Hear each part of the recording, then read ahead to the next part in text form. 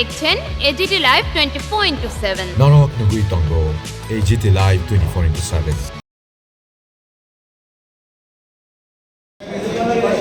স্বাধীনতা সংগ্রামে গুণগতভাবে শহীদ ভগৎ সিং ব্রিটিশ সাম্রাজ্যবাদের বিরুদ্ধে সমাজতান্ত্রিক চেতনায় উদ্বুদ্ধ হয়ে লড়াই করেছিলেন পূর্ণাঙ্গ স্বাধীনতার জন্য।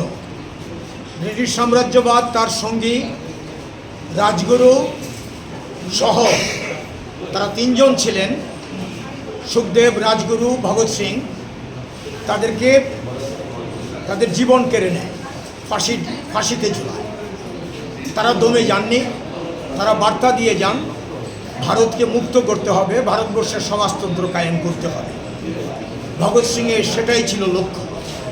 যাই হোক, ভারতের গণতান্ত্রিক যুব ফেডারেশন, ভগৎ সিং প্রতিষ্ঠিত ভারত নৌজওয়ান সভা এবং হিন্দুস্তান রিপাবলিকান আর্মি, এই চারে এই সংগঠন থেকে চেতনা নিয়ে 1980 সাল থেকে ভারতবর্ষের এই যে স্বাধীন ভারতবর্ষ, রাজনৈতিকভাবে স্বাধীন, অর্থনৈতিক স্বাধীনতা সুদূর পরাহত, শোষণহীন সমাজ প্রতিষ্ঠার লক্ষ্যে ডিওয়াইএফআই প্রথম থেকে লড়াই করে চলেছে এই দেশে বেকারদের কর্মসংস্থানের জন্য, ক্ষুধা দারিদ্র্যের বিরুদ্ধে এবং নেশা যুবকদেরকে যে বিপথে পরিচালিত করছে শাসক শোষক শ্রেণী, তাদের বিরুদ্ধে লড়াই করে চলেছে 1980 সাল থেকে।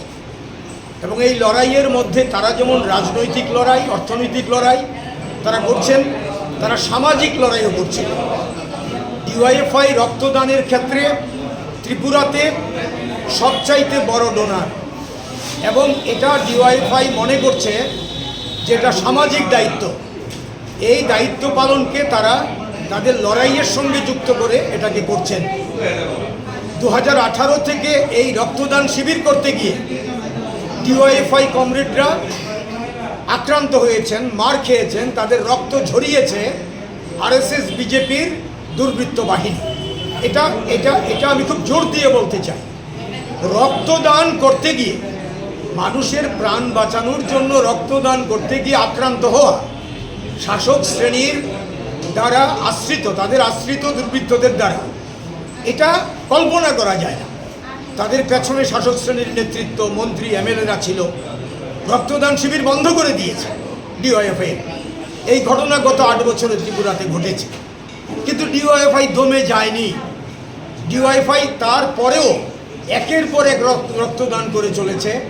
বামফ্রন্ট সরকার থাকতে ডিওয়াইএফআই যেভাবে রক্তদান করত, তখন ত্রিপুরা রক্তদানে স্বয়ম্ভর ছিল।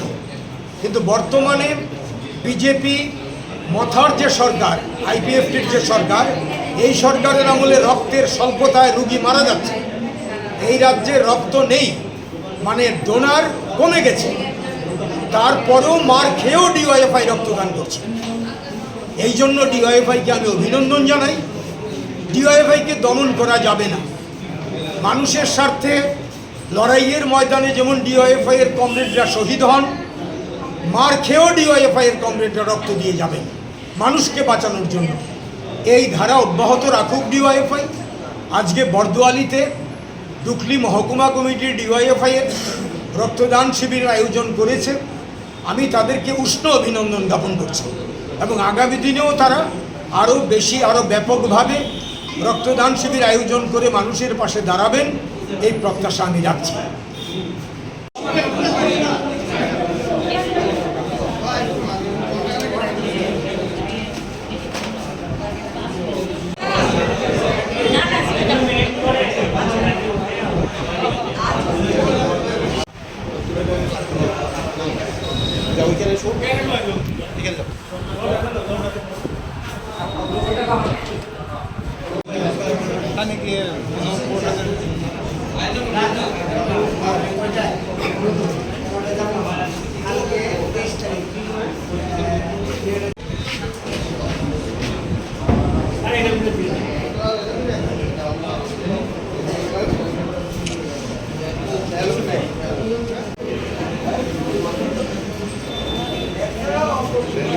আমাদের পরিবেশিত এই সংবাদটি দেখার জন্য ধন্যবাদ।